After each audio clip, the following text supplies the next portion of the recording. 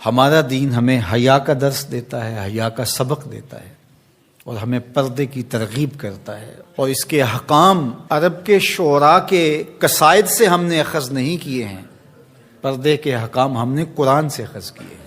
کل للمؤمنین یغضوا من ابصارہم ویحفظوا فروجہم، اے محبوب مومن مردوں کو خطاب کرتے ہوئے آپ ارشاد فرمائیے کہ یہ اپنی نگاہوں کو نیچا رکھیں اور اپنی شرم گاہوں کی حفاظت کریں۔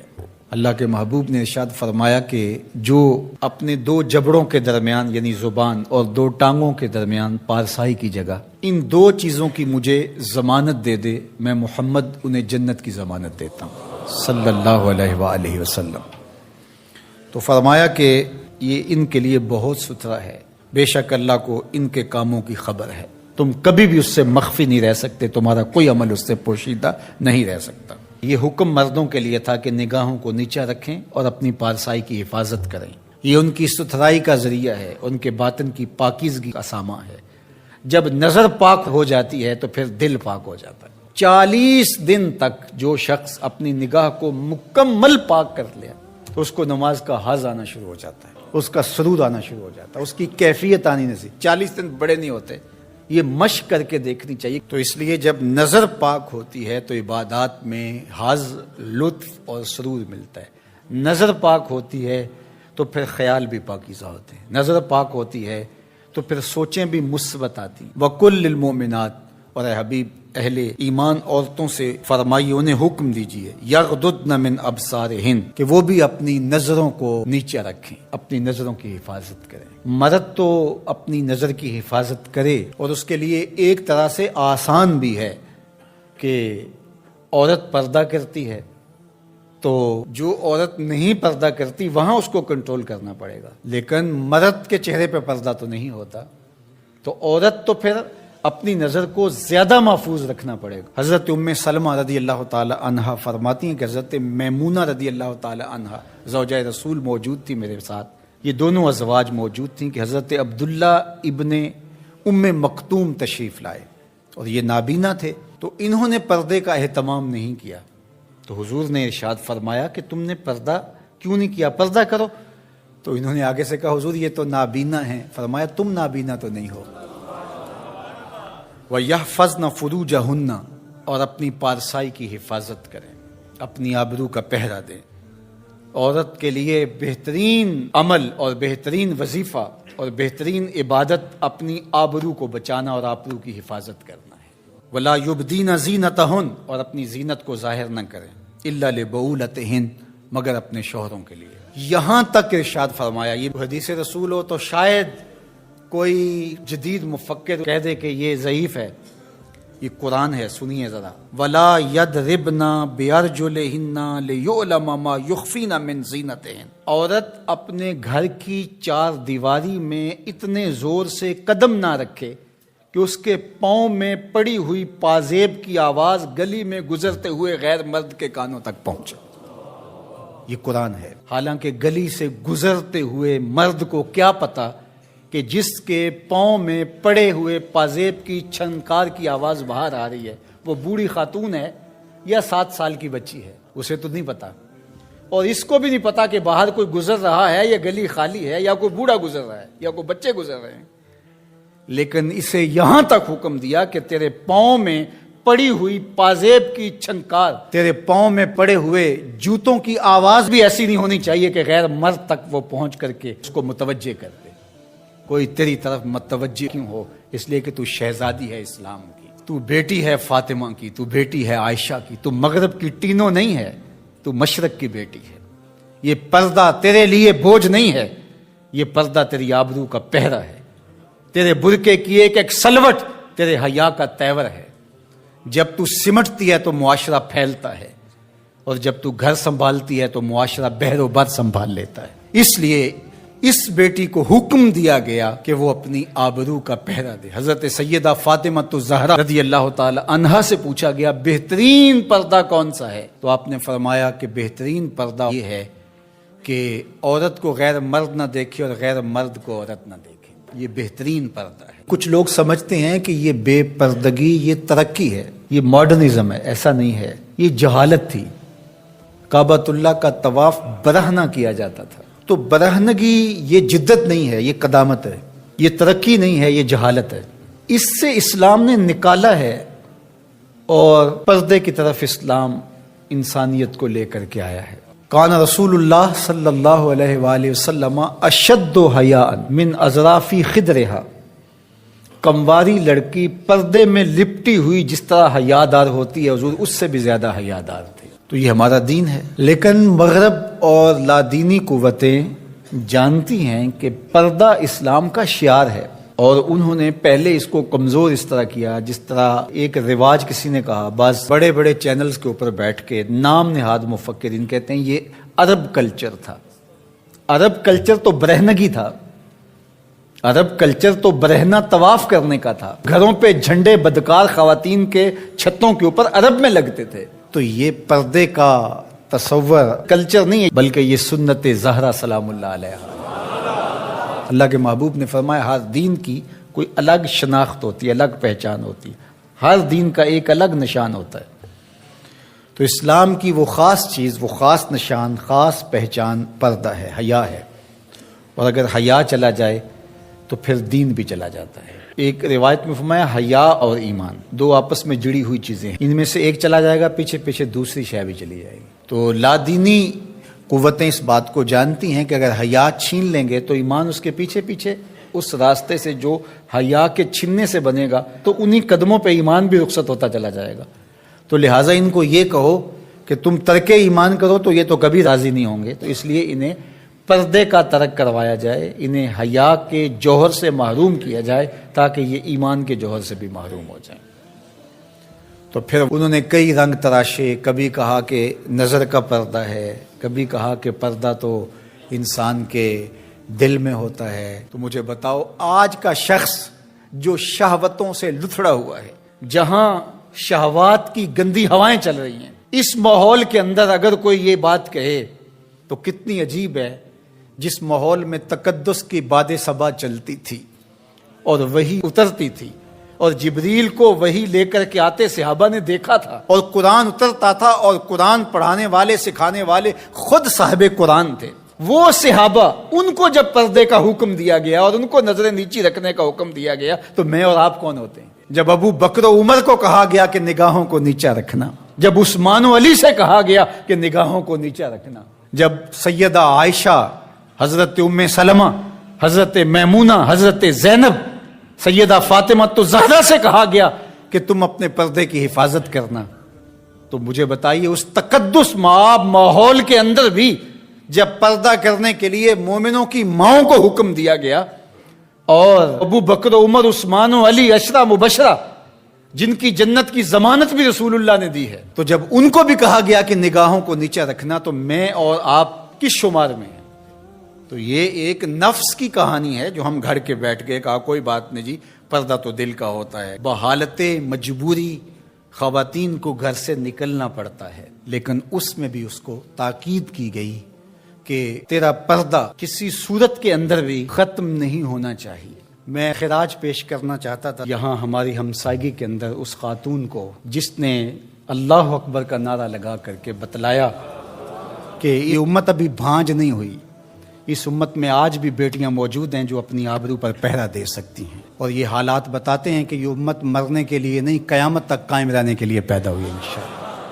اس دبی ہوئی راکھ میں چنگاریاں موجود ہیں، جو وقت آیا تو شعلہ جوالہ بھی بن جائیں گے انشاءاللہ العزیز۔ اقبال نے ایک بات کہی تھی، اگر پندے ز درویش پذیری، ہزار امت بمیرت تو نہ میری، بطول باش و پنہا شو ازیں اثر کہ در آغوش شبیر بگیری۔ اقبال کہتا ہے اس فقیر کی ایک بات مان لے، ساری امتیں مر جائیں گی، امت مسلمہ تجھے زوال نہیں آئے گا، اور وہ کیا؟ بطول باش، بطول بن جا اور زمانے کی نظروں سے پوشیدہ ہو جا، پھر تیری آغوش میں بھی حسین ابن علی جیسے بیٹے جنم لیا کریں گے، ان کے جانشین تیری گود میں بھی پیدا ہوں گے۔ تو اس لیے پردہ ہماری شناخت ہے۔ آج جو کہتی ہیں جناب پردہ پردہ، یہ کیا ہے؟ یہ تو کٹھ ملا کی اصطلاح ہے، کچھ بولتی ہے جناب یہ دقیانوسیت ہے، کوئی کہتے ہیں یہ زمانہ قدیم کی کہانیاں ہیں۔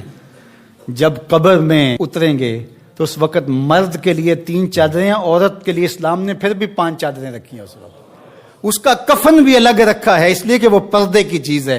تو کیا کوئی عورت کہتی ہے کہ مجھے اسکرٹ میں دفن کر دیا جائے؟ میں بے پردہ قبر میں جانا چاہتی ہوں. اس وقت تو سب کہتے ہیں تنیاں بھی باندھ دی جائیں, اس وقت محارم قریب آ جائیں جو لحد میں اتاریں. تو اگر زندگی کے بعد بھی پردے میں لپٹ کے جانا ہے تو ساری زندگی سیدہ فاطمہ کی غلامی میں بسر کر دیے جائیں, ان کی کنیز بن کے زندگی گزاریں. دور موجود میں دو طرح کی افکار ہیں جو دیکھنے کو ملتی ہیں. ایک مخصوص طبقہ ہے جس نے چند عبادات کے مجموعے کو دین قرار دے دیا, باقی معاملات زندگی, کاروبار, طرز معاشرت, لوگوں کے ساتھ رویے, وہ ان کی ترجیح ہی نہیں ہے. وہ اس کو اپنا ایک نجی معاملہ سمجھتے ہیں. جس طرح کہ وہ ایک علاقے کے اندر منشیات بھی بیچ رہے ہوتے ہیں اور نماز کے وقت ایک طرف گٹھڑی رکھ کر کے نماز شروع کر دیتے ہیں. تو ان کو اگر کہا جائے کہ صاحب یہ کیا, تو وہ کہتے ہیں کہ یہ ہمارا دین اور یہ ہمارا کاروبار ہے. تو انہوں نے دین کو الگ کر دیا اور کاروبار کو الگ کر دیا. تو ایک طبقہ وہ ہے, ایک فکر وہ ہے کہ جو مخصوص طرز زندگی کو, مخصوص وضع کو اور چند رسومات کو دین قرار دیتے ہیں. اور رد عمل کے طور پہ جہالت کی وجہ سے ایک دوسرا طبقہ پیدا ہوا جو مخلوق خدا کے لیے خیرخواہی کے جذبات, ان کو فروغ دینے کی کدو کاوش کو دین قرار دیتا ہے, اور اس دین کا نام انہوں نے انسانیت رکھا ہے.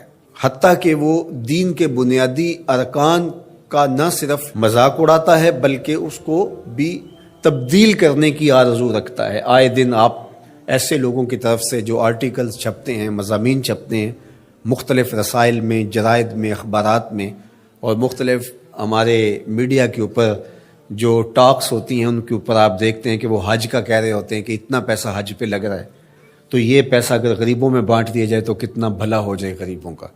اس طرح جو قربانی پہ اتنا پیسہ لگتا ہے تو یہ قربانی کے پیسے اگر غریبوں میں بانٹ دیے جائے تو کتنوں کے گھر بس جائیں گے, کتنی غریب بچیاں جو ہیں ان کی شادیاں ہو جائیں گی.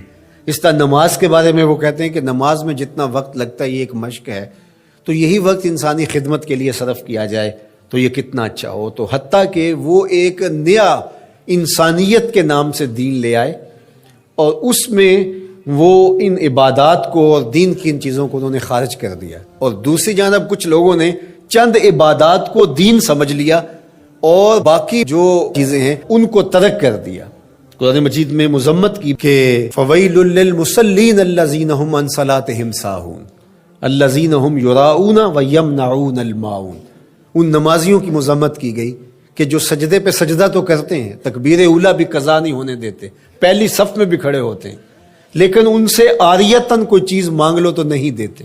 الماعون کی شرح کے اندر علماء نے لکھا ہے یہ وہ چیزیں ہیں جو عمومی طور پہ ہمسایوں کو, رشتہ داروں کو اور ملنے والوں کو عاریتاً یا ہبتاً دے دی جاتی ہیں. جس طرح آج کے دور کے اندر کسی کو وائپر دے دیں, پانی والا پائپ دے دیں, اسی طرح اور جو چھوٹی چھوٹی چیزیں عمومی طور پہ ہم عاریتاً کسی کو فراہم کر دیتے ہیں, اور یہ ایک اچھے انسانی معاشرے کا حسن ہوتا ہے.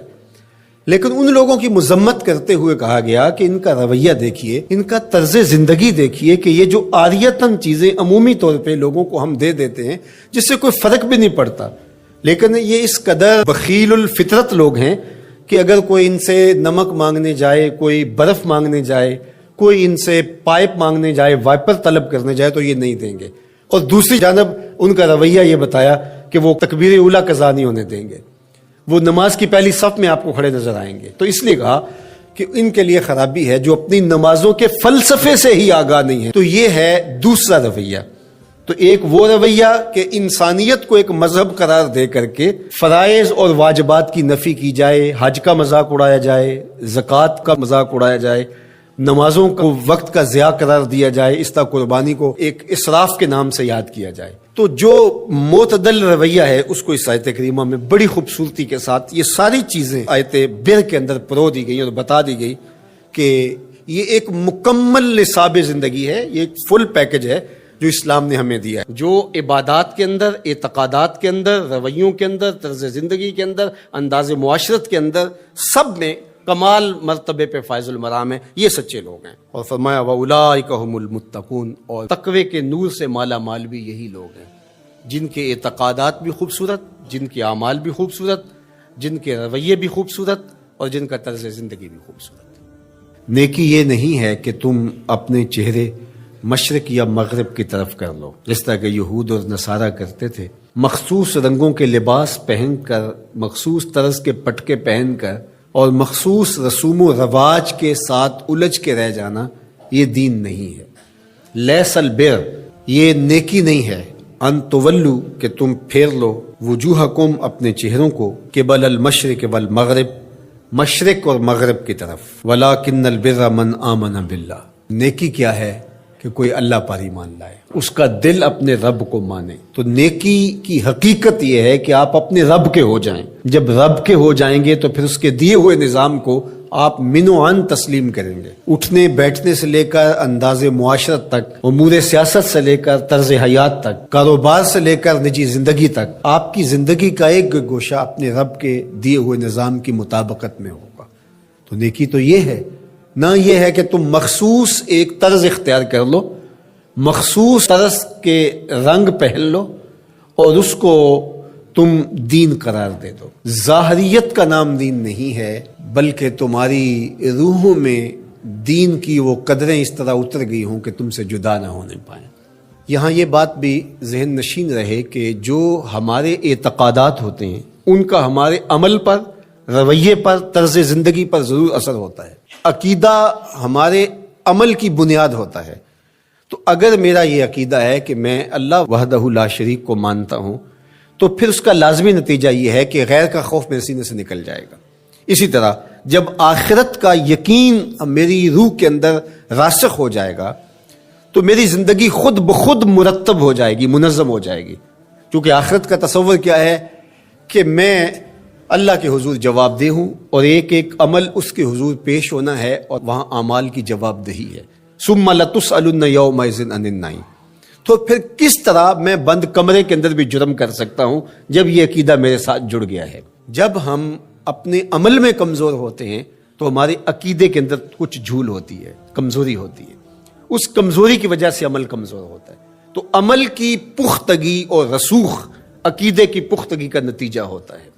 تو اس لیے سب سے پہلے جو چیزیں بیان فرمائی ان کا تعلق جڑا تھا عقائد سے۔ اب دوسری بات جو بر کی تشریح کرتے ہوئے ارشاد فرمایا، وَآتَ الْمَالَ عَلَىٰ حُبِّهِ ذَوِي الْقُرْبَىٰ وَالْيَتَامَىٰ وَالْمَسَاكِينَ وَابْنَ السَّبِيلِ وَالسَّائِلِينَ وَفِي الرِّقَابِ، اور مال کو خرچ کرنا علی حبہ، اس کی محبت کے باوصف۔ مال کی اگر محبت یا ضرورت نہیں ہے تو پھر اس کو خرچ کر دینا، صرف کر دینا، یہ کمال نہیں ہوتا۔ کمال اس وقت ہے جب اس کی شدید احتیاج آپ کو بھی موجود ہو۔ اس لیے صحت مند آدمی جو جوان بھی ہو اور اس کو ضرورت بھی ہو، اس کا صدقہ کرنا، اس کے صدقے کرنے سے بہتر ہے جو مخمسے کے عالم کے اندر جب موت و حیات کی کشمکش ہو تو وہ صدقہ کر دے، اپنا مال خیرات کر دے۔ عمومی طور پہ ایک مخفی دولت کی محبت جو ہمارے سینوں میں ایک حد تک موجود ہوتی ہے، اور وہ یہ ہے کہ جب اللہ ہمیں مال دیتا ہے تو بعض اوقات کچھ لوگ کہتے ہیں کہ ابھی میں اس مال کو بڑھاتا چلا جاؤں گا اور اپنی ساری ضروریات بھی پورا کرتا چلا جاؤں گا اور بہت حجم ہو جائے گا تو پھر اس سے کوئی بڑا کام کروں گا۔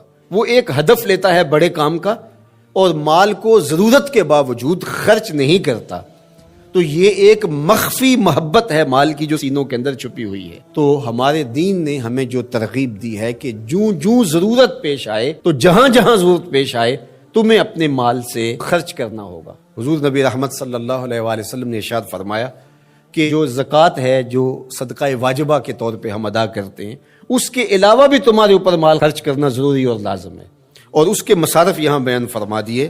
اور وہ مصارف کیا ہے آپ ذرا غور کیجئے۔ فرمایا ذوی القربہ، سب سے پہلا جو رکھا وہ ذوی القربہ، رشتہ دار رکھے۔ باقی لوگوں پر خرچ کرنے سے پورا ثواب ملتا ہے اور رشتہ داروں پر خرچ کرنے سے دوہرا ثواب ملتا ہے۔ والیتامہ، اور یتیموں کو، والمساکین، اور مسکین۔ مسکین اس کو کہتے ہیں جس کے پاس 2 وقت کا کھانا موجود نہ ہو، وابن السبیل، اور جو مسافر ہے، والسائلین، اور جو مانگنے والے ہیں۔ تو اگر اس کے پاس 2 وقت کا کھانا نہیں ہے تو وہ اگر مانگے بقدر کفاف اور 2 وقت کا کھانا مل جائے تو پھر مانگنا ترک کر دے تو اس کے لیے جائز ہے اور شریعت اس کو روکتی نہیں، اور ایسے شخص کو دینا ثواب بھی ہے۔ لیکن جو شخص جمع کیے ہوئے ہو، اس کے پاس موجود ہو، دولت بڑھانے کے لیے یا عادتاً مانگتا ہو، تو ایسے شخص کو نہ دینا چاہیے اور نہ اس کی حوصلہ افزائی کرنی چاہیے۔ وفی الرقاب، اور جو غلام ہیں ان کو غلامی کے بوجھ سے آزاد کرنے کے لیے مال خرچ کرنا. دور موجود کے اندر اگر کوئی قرض میں جکڑا ہوا ہے تو وہ بھی پھنسی ہوئی گردن ہے اس کو. اور میں سمجھتا ہوں کہ اس کے زمرے میں وہ شخص جس کی بیٹیاں جوان ہیں اور اس کے پاس کوئی رقم نہیں ہے کہ ان کی شادی کر سکے اور اس کی مدد کی جائے، تو یہ بھی اس سے ملتا جلتا حکم اس کے ساتھ یہ جڑ جائے گا کہ اس پھنسے ہوئے مجبور کی گردن کو چھڑایا جائے. وہ اقام الصلاۃ و آت الزکات، اور نماز قائم کرنا اور زکوٰۃ ادا کرنا. والموفون بعہدہم اذا عاہدوا، اور عہد کو پورا کرنا جب وہ عہد کر بیٹھے. والصابرین، اور صبر کرنے والے. فی الباساء والضراء وحین الباس، غربت، بیماری، حالت جنگ میں استقامت اور ثبات کے ساتھ کھڑا رہے. اب یہ بیان کرنے کے بعد فرمایا اولئک الذین صدقوا، یہ وہ لوگ ہیں جو سچے اور پکے مومن ہیں، جو ان خوبیوں کے حامل ہیں، جو عبادات کے اندر، اعتقادات کے اندر، رویوں کے اندر، طرز زندگی کے اندر، انداز معاشرت کے اندر، سب میں کمال مرتبے پہ فائز المرام ہیں. یہ سچے لوگ ہیں. اور فرمایا وَأُولَٰئِکَ هُمُ الْمُتَّقُونَ، اور تقوی کے نور سے مالا مال بھی یہی لوگ ہیں جن کے اعتقادات بھی خوبصورت، جن کے اعمال بھی خوبصورت، جن کے رویے بھی خوبصورت، اور جن کا طرز زندگی بھی خوبصورت. ہمارے ہاں ایک لفظ کمایا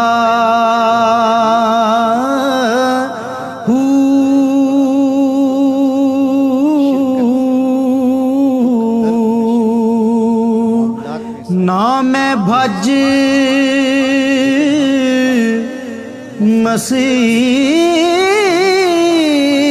مسیتی وڑیا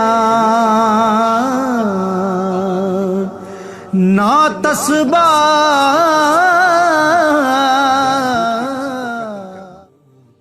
تو اس کی سزا تو قصاص ہے، یا وارث راضی ہو جائے تو دیت ہے. لیکن کسی نے جان بوجھ کے کسی کو قتل نہیں کیا، قتل عمد نہیں تھا، قتل خطا تھا. دور سے اس نے شکار کے لیے تیر چلایا تو وہ جا کے کسی جنگل میں کام کرتے ہوئے شخص کو لگ گیا، تو یہ قتل عمد نہیں تھا، قتل خطا تھا. تو اس کا قصاص نہیں ہے شرعاً، اس کی دیت ہے. تو جب قتل خطا کی دیت دی جائے گی تو اگر جس شخص سے قتل خطا ہو گیا اور وہ دیت دینے کی صلاحیت نہ رکھتا ہو، 200 اونٹ اس کی دیت بنتی ہے، تو اتنے وہ کہاں سے دے گا، اتنی اس کی طاقت نہیں ہے. تو پھر یہ جس کو ہم شریکہ برادری کہتے ہیں، فقہا نے لکھا ہے کہ یہ کام کریں گے اس کے ساتھ، اس کی جان چھڑانے کے لیے اپنے مال سے اس کی دیت ادا کریں گے. کیوں؟ اس لیے کہ یہ شریک ہے اس کے. ان کا شریک ہونا متقاضی ہے اس بات کا کہ وہ اپنے بھائی کی جان چھڑائیں اور اس کے لیے دیت دیں. تو یہ تو پھر دکھ درد کے ساجی ہوئے، نہ کہ مخالف ہوئے. تو صلہ رحمی ہمارے دین نے ہمیں سکھائی ہے. آقا کریم علیہ السلام نے جب فتح مکہ کیا تو اس وقت قریش تھر تھر کانپ رہے تھے، کیونکہ انہوں نے جو آقا کریم علیہ السلام کو اذیتیں دی تھیں، تکلیفیں پہنچائی تھیں، کوڑے پھینکے حضور علیہ السلام کے دروازے پر، کانٹے پھینکے حضور کی راہوں میں، اور عقبہ بن نبی معیط نے اجریاں ڈلوائیں. اسی طرح باقی لوگوں نے جو جو اذیتیں پہنچائیں سب کو یاد تھی. اب آقا کریم جب فاتح بن کے مکہ المکرمہ میں داخل ہوئے تو یہ تھر تھر کانپ رہے تھے.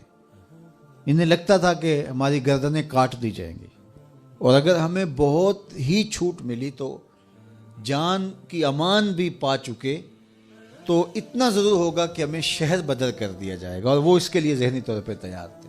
تو یہ جمع ہو کے حضور علیہ السلام کے پاس جب آئے تو آقا کریم نے فرمایا بتاؤ میں تمہارے ساتھ کیا سلوک کروں.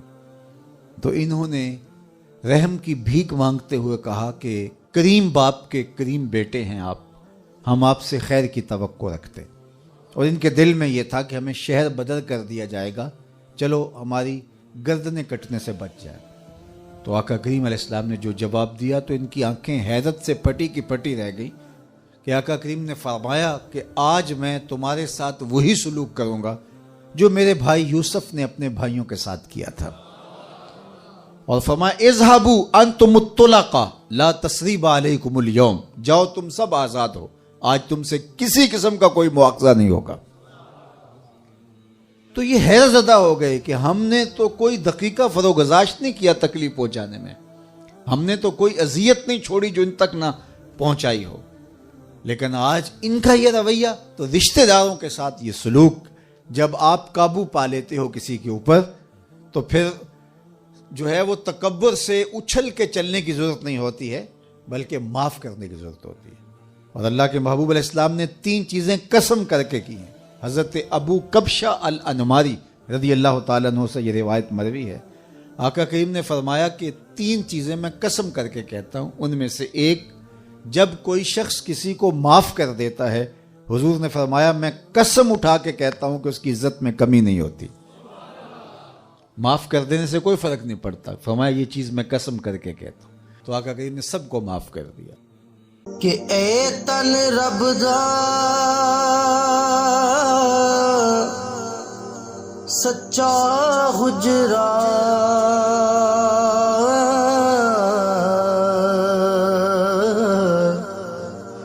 تے کھڑیا با